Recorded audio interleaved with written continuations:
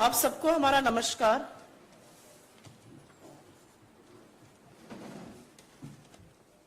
तीन दिन से ज्यादा हो गए हैं जिसको सदी का सबसे भयावह रेल हादसा कहा जा रहा है,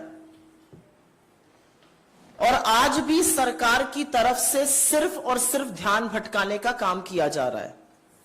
लेकिन कुछ बोलने से पहले कुछ आंकड़े आपके सामने रखने जरूरी है और क्या कोशिशें चल रही हैं उसके बारे में बात करनी चाहिए। भारतीय रेल रोजाना करीब 2 करोड़ 20 लाख लोगों को अपने गंतव्य तक पहुंचाती है। मतलब ऑस्ट्रेलिया की पूरी आबादी इस देश की रेल पटरियों पर रोज होती है। पर ऐसे लोगों के सफर की सुरक्षा की चिंता करने के बजाय आज सरकार क्या कर रही है? कहानियां गढ़ रही है, साजिश रचने की थ्योरियां बता रही है, एक इंद्रजाल बनाने की कोशिश की जा रही है। 288 लोग, मतलब 300 करीब लोगों की जान चली गई है, और आज भी इस सवाल का जवाब नहीं है कि इन मौतों का जिम्मेदार कौन है। और रेल से कौन सफर करता है? रेल से इस देश का आम आदमी सफर करता है। तो जब कल हम और आप या आपके परिजन, आपका परिवार, आपके मित्र, इस देश के लोग जब रेलगाड़ी में बैठेंगे तो ये याद रखिएगा, आप ये सफर अपने रिस्क पर कर रहे हैं, क्योंकि सरकार की कोई जिम्मेदारी नहीं है। कहां नैतिकता लेकर नैतिक जिम्मेदारी का वहन करते हुए सरकार को और इनके मंत्री को इस्तीफा देना चाहिए, और कहा नई नई थ्योरी, एक इंद्रजाल रच दिया गया है, डेलिबरेट इंटरफेरेंस, मतलब जानबूझकर हस्तक्षेप किया गया, इसलिए ट्रेन डिरेल हो गई। और अब सीबीआई को जांच सौंपी जाएगी। लेकिन अगर यह दुर्भाग्यपूर्ण नहीं होता तो शायद हास्यास्पद होता कि जब अभी राहत का, बचाव का कार्य चल ही रहा था तो एक मालगाड़ी भी वहीं पर डिरेल हो जाती है। तो यह भी साजिश थी, यह भी नेहरू जी की गलती थी, यह भी कांग्रेस की सरकारों की गलती थी कि अभी राहत कार्य चल रहा है और वहां पर एक ट्रेन और डिरेल हो जाती है। जवाबदेही का जा नहीं है इस सरकार में। अब सीबीआई को जांच सौंपी गई है, और सवाल आज यह है कि क्या सीबीआई और एनआईए जैसी एजेंसीज वाकई में कुछ कर पाएंगी? क्योंकि मैं आपके सामने यह बताना चाहती हूं कि 2016 में कानपुर में एक बड़ा रेल हादसा हुआ था। इसको भी आतंकी साजिश बताया गया था। एनआईए को केस सौंपा गया, रेल मंत्रालय ने चिट्ठी लिखी होम मिनिस्ट्री को, एनआईए को केस सौंपा गया। कानपुर के रेल हादसे की बात कर रही हूं, 152 लोगों की मौत हुई थी। 2017 में कुनेरू आंध्र प्रदेश में रेल डिरेलमेंट हुआ, बड़ा हादसा हुआ, 40 लोगों की मौत हुई। तुरंत बजाय जिम्मेदारी तय करने के, जवाबदेही तय करने के, जांच एनआईए को, नेशनल इन्वेस्टिगेटिव एजेंसी को सौंप दी गई। 7 साल हो गए हादसे के, और आज एनआईए एक तय हो कि यह साजिश थी और सरकार की और सिस्टम की विफलता के कारण ये एक्सीडेंट नहीं हुए थे। 7 साल बाद भी चार्जशीट दायर नहीं हुई है। मतलब करीब करीब 200 लोगों की मौत रेलवे ट्रैक पर डिरेलमेंट से हो गई। उसका जिम्मेदार कौन है ये नहीं पता है। अपने ऊपर से ध्यान हट जाए, अपने ऊपर से ध्यान निकल जाए, कोई जवाबदेही ना हो, इसके लिए एनआईए को जांच सौंप दो। आज सीबीआई के साथ यह किया गया है। असलियत यह है कि सिस्टम की विफलता, सिग्नल सिस्टम की विफलता, इंटरलॉकिंग क्या दिक्कतें, जो ट्रैक का रखरखाव नहीं हो रहा है, उसकी दिक्कतों के चलते यह हो रहा है। लेकिन सीबीआई और एनआईए जैसी उत्कृष्ट एजेंसीज, जो एक्चुअली इंटरपोल की नोडल एजेंसीज यहां पर हैं, जिनका काम है बड़े बड़े अपराधों की तफ्तीश करना, उनको इसमें शामिल करके अपने ऊपर से ध्यान भटकाया जाता है। यह पूरी तरह से साफ है कि कमिश्नर ऑफ रेलवे सेफ्टी इसकी जांच कर सकता है, सीआरएस, उनके पास टेक्निकल एक्सपर्टीज है इसकी जांच करने के लिए। क्यों नहीं उनसे जांच कराई जा रही है? क्यों सीआरएस को सिर्फ अब 8 से 10% रेल हादसे के केसेस की जांच कराई जाती है? मेरे कुछ सवाल हैं। आप सीबीआई से नहीं, आप एनआईए से, किसी से भी जांच करा लीजिए, लेकिन क्या अब सीबीआई ढूंढेगी कि मरम्मत और नए ट्रैक के बजट को 2018-19 से घटाकर के बजट को घटाकर 2020 तक 7,400 करोड़ का क्यों कर दिया गया? क्या सीबीआई ये बताएगी कि इस बजट में 23% कटौती क्यों हुई? क्या सीबीआई ये ढूंढेगी कि जब रेलवे चिंतन शिविर हुआ तो हर जोन को सुरक्षा पर बोलना था, सबको चुप करके क्यों बैठा दिया गया और एक ही जोन को बोलने की इजाजत क्यों दी गई? और क्या सीबीआई ये ढूंढेगी कि उस चिंतन शिविर में सिर्फ वंदे भारत और कितना रेवेन्यू रेलवे से निकल सकता है पर चिंता क्यों हो रही थी? सुरक्षा की बात क्यों नहीं हो रही थी? क्या सीबीआई ये ढूंढेगी कि जो CAG controller and auditor general की लेटेस्ट रिपोर्ट है जो बताती है कि 2017 से 2021 के बीच में 10 में से करीब 7 हादसे पटरी से उतर जाने, डीरेलमेंट के कारण हुए, वो क्यों हुए? क्या सीबीआई ये ढूंढेगी कि ईस्ट कोस्ट रेलवे में सुरक्षा के लिए रेल और वेल्ड का परीक्षण क्यों नहीं हुआ इस दौरान? 10 में से 7 हादसे डीरेलमेंट की वजह से होते हैं और ईस्ट जोन जहां बालासोर में एक्सीडेंट हुआ वहां पर इसका परीक्षण तक नहीं किया जाता है 4 सालों में। क्या सीबीआई ये ढूंढेगी? क्या सीबीआई ये ढूंढेगी कि रेल राष्ट्रीय कोष का फंडिंग 79% क्यों घटा दी गई? क्या सीबीआई ये ढूंढेगी कि 20,000 करोड़ रुपए आवंटित करना था, वो पैसा क्यों नहीं आवंटित करा गया ट्रैक की मेंटेनेंस के लिए? ये सवाल आपसे पूछ रहे। क्या सीबीआई का ये काम है? क्या सीबीआई ये ढूंढेगी कि 3 लाख रिक्त पद क्यों है? क्या सीबीआई ये ढूंढेगी कि 8,000 पद जो पीएमओ और कैबिनेट कमेटी को भरे जाने थे वो क्यों नहीं भरे गए? क्या सीबीआई ये ढूंढेगी कि लोको चालक जो अत्यंत संवेदनशील और सुरक्षा से निहित काम करते हैं उनको 12-12 घंटे से ज्यादा की ड्यूटी क्यों कराई जा रही है? लोको चालकों की कमी क्यों है? आज सवाल यह है कि सीबीआई का काम क्या है, एनआईए का काम क्या है?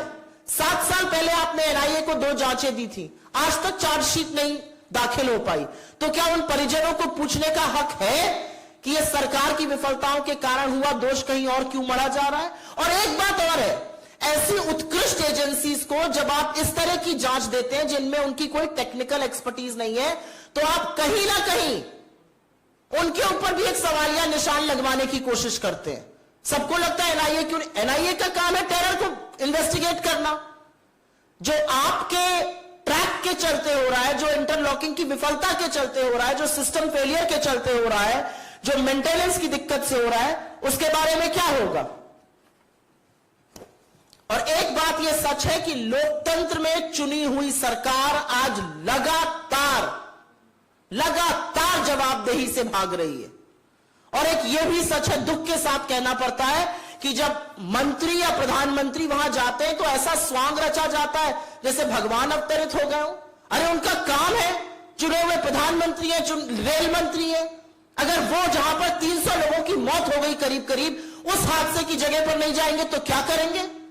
यह अलग बात है कि वहां कूलर लगा हुआ है, यह अलग बात है कि शव गाजर मूली की तरह डंपर में फेंके जा रहे हैं और उनके लिए तोसक तकिया लगाकर इंतजाम किया गया है। यह अलग बात है कि रेल मंत्री के फोन पर 7 बजे शाम दिख रहा है, हमारे मीडिया के कुछ साथी उसको 11:30 बजे उनको जमीन पर तैनात दिखा रहे हैं। तो चुनी हुई सरकार को जब जब कटघरे में आप खड़ा करते हैं तो हमेशा ध्यान भटकाया जाता है। और इसीलिए हम सिर्फ और सिर्फ एक बात कह रहे हैं कि जांच जो है वो टेक्निकल एक्सपर्टीज के जो लोग हैं उनसे कराई जानी चाहिए और जवाबदेही तय होनी पड़ेगी कि क्यों नहीं ट्रैक मेंटेन किए जा रहे हैं, क्यों भारतीय रेलवे जो करीब 2 करोड़ 20 लाख लोगों को रोज अपने गंतव्य पे पहुंचाता है, आज लोगों को रेलगाड़ी में बैठने से डर लग रहा है। अगर इन सवालों का जवाब सरकार नहीं देगी तो क्या सीबीआई और एनआईए जैसी एजेंसीज देंगी जिनके पास ना टेक्निकल एक्सपर्टीज है? और एक ये सच है कि ये पूरी साजिश का जो माया जाल है वो सिर्फ इसलिए रचा जा रहा है कि लोगों के मन में डर भर जाए और सरकार की कोई जवाबदेही ना हो। नैतिकता तो यह कहती है कि 3 घंटे के अंदर रेल मंत्री को अपने पद से इस्तीफा दे देना चाहिए था, लेकिन हो क्या रहा है? एक नया स्वांग रचा जा रहा है। और इसीलिए कहीं ना कहीं यह प्रतीत होता है कि यहां पर भी तथ्यों से मुंह मोड़ा जा रहा है, यहां पर भी बचा जा रहा है, और यहां पर भी सरकार जवाबदेही अपनी तय करने पर, ना तय करने पर मन बना चुकी है। I will very briefly make the same statement in English. It's been over 96 hours approximately. Indian Railways carries about 2 crore 20 lakh people to their destinations every day, which is almost the population of Australia. Every single day, 2 crore 20 lakh people are on the tracks of Indian Railways. But when accidents like Balasore happen, how is it that there is no accountability, no responsibility? And instead of finding out what caused this grave accident where almost 300 people died, the government is now spinning conspiracy theories and shifting the focus away from safety to all kinds of conspiracy theories like deliberate interference. You have roped in the CBI, but you had roped in the NIA in 2016 Kanpur train accident as well. Not a single proof has been found by the NIA. The NIA has not been able to file the charge sheet in the Kanpur train accident. The NIA has also not been able to file the charge sheet in the Kuneru, Andhra Pradesh train accident where almost 40 people died. Between Kanpur and Kuneru, almost 192 people were killed in these rail accidents. The NIA was probing, but the reality is this happened due to the interlocking failure, this happened due to the signal failure, this happened due to low track maintenance. And I think the very basic question is, why should premier agencies like CBI and NIA be roped into this? Because this is not their area of expertise. Why should the CRS not probe into this accident? Why is the CRS being restricted to probe only 8 to 10% of rail accidents that happen? Will CBI find out why are 3 lakh positions vacant? Will CBI find out that why are loco drivers being made to work more than 12 hours? Will CIA find out that why has track maintenance fund been cut by 23%? Will CIA find out that why has the Rail Sanraksha Kosh funding been reduced by 79%? Will CBI find out all these things? Because these are questions that an elected government of the day needs to answer. And so why must we not say, why must we not assert that once again the Modi government is shifting the focus away from their own failures, from failures of the Indian Railways, from failures of the government who has refused to prioritize safety of citizens, and is instead turning focus away from them by roping in the CBI or any such agency, because this has not led to fruition. It's been 7 years, not a single charge sheet has been filed by the NIA, and we fear that exactly the same thing will happen with the CBI probe. The reality is that accidents are happening because safety of passengers is not the priority of this government. Will CBI probe why did Chintan Shivir not allow a discussion on passenger safety and kept talking about revenue instead? And last but not the least, ये कहना पड़ेगा कि जब हम rail से यात्रा करते हैं तो बिल्कुल आप रेल को का नवीनीकरण करिए, आप वंदे भारत लगाइए, पिज्जा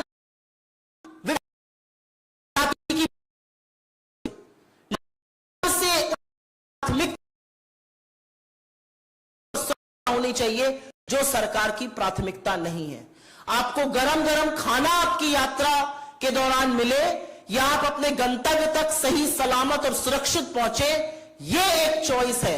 एक में आपको सुर्खियां मिलती हैं और दूसरे में इस देश के लोगों की जान सुरक्षित रहती है। प्राथमिकता क्या है सरकार की, आज उस पर सवाल है। We'll take your questions on suo motu first. जी सर।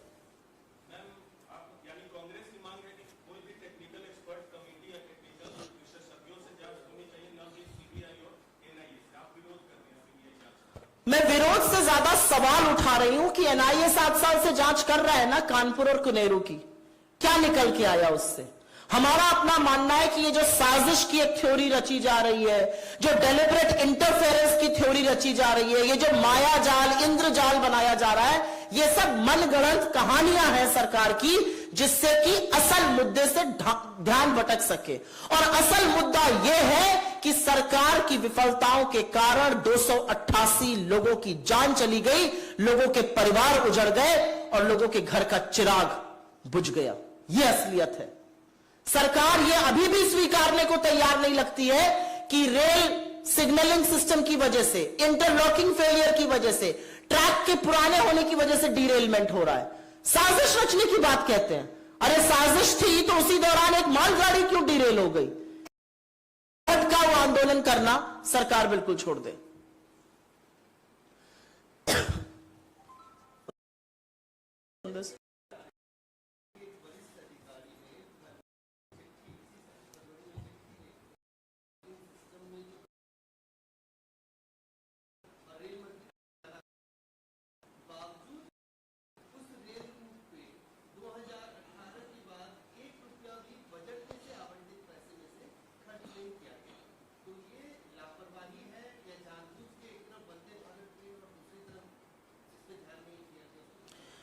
ये आप बिल्कुल सही कह रहे हो। और कल ये जिस पत्र का आप उल्लेख कर रहे हैं, ये हमारे अध्यक्ष ने जो प्रधानमंत्री महोदय को पत्र लिखकर कुछ चीजों से अवगत करा के सवाल उठाए, उसका एक हिस्सा है। और आपकी जानकारी के लिए, क्योंकि आपने ये साझा किया, मैं और लोगों के साथ इसको साझा कर लेती हूं।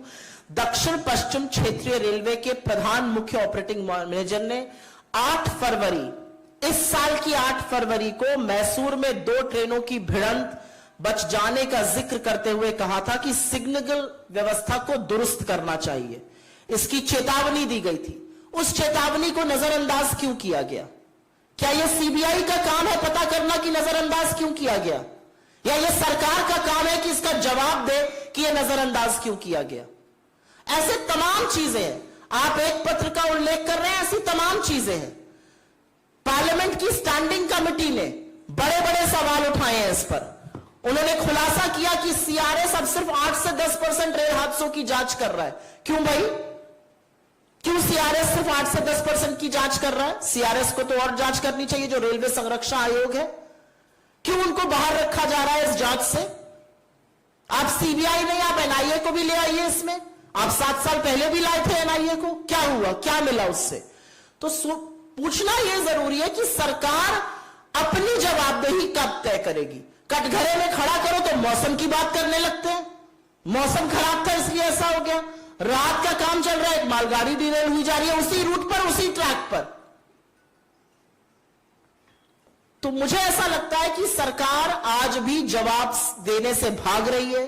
सरकार आज भी इतना बड़ा हादसा होने के बाद असलियत से मुंह मोड़कर आज भी हेडलाइन मैनेजमेंट और सुर्खियां मैनेज करने में लगी हुई है। और यही कारण है कि भारतीय रेल की वंदे भारत पहुंचाना, जब सुर्खियों की प्राथमिकता और प्रायोरिटी हो जाती है, तो कहीं ना कहीं ऐसे एक्सीडेंट होंगे। कि असलियत यह है कि इस देश का आम आदमी रेल से सफर करता है।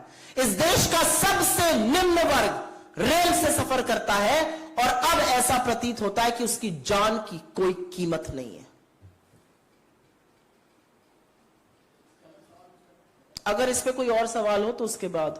जी, राहुल गांधी को लेकर नड्डा ने अटैक किया कि राहुल गांधी मोहब्बत की दुकान नहीं, नफरत का मेगा शॉपिंग मॉल चला रहे हैं।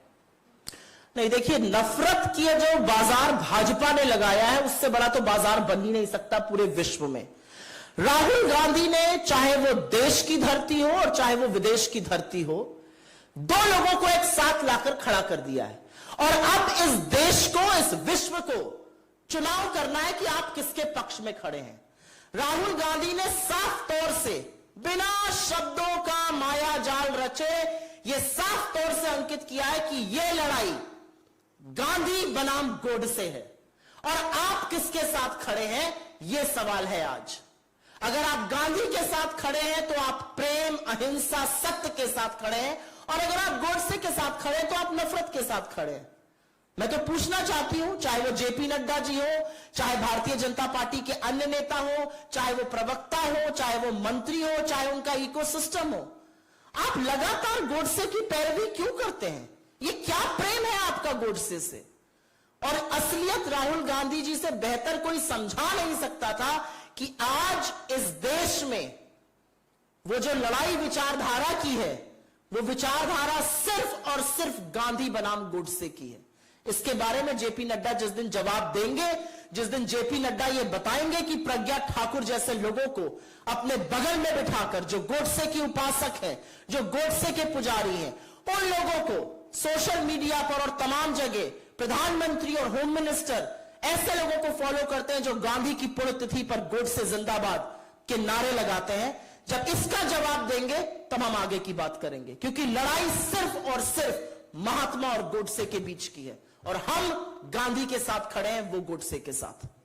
जी, राहुल गांधी अमेरिका में काफी उन्होंने भारत के इंस्टीट्यूशंस पर टिप्पणी की, लोकतंत्र पर टिप्पणी की। अब एक टिप्पणी जो आई है वो India is a vibrant democracy, ऐसा जॉन कर्बी कह रहे हैं, नेशनल सिक्योरिटी काउंसिल के स्ट्रेटेजिक कम्युनिकेशन के कोऑर्डिनेटर हैं। कैसे इस बयान को कांग्रेस पार्टी देखती है, क्योंकि उसी यूएस की धरती से ये बयान हुआ है? नहीं, उस यूएस की धरती से एक और बयान आया है। उस यूएस की धरती पर राहुल गांधी जी ने, या यूके की धरती पर राहुल गांधी जी ने साफ तौर से Indian democracy is a public good कहा है। उन्होंने कहा है कि भारत का जो लोकतंत्र है वो विश्व के लिए सौगात है।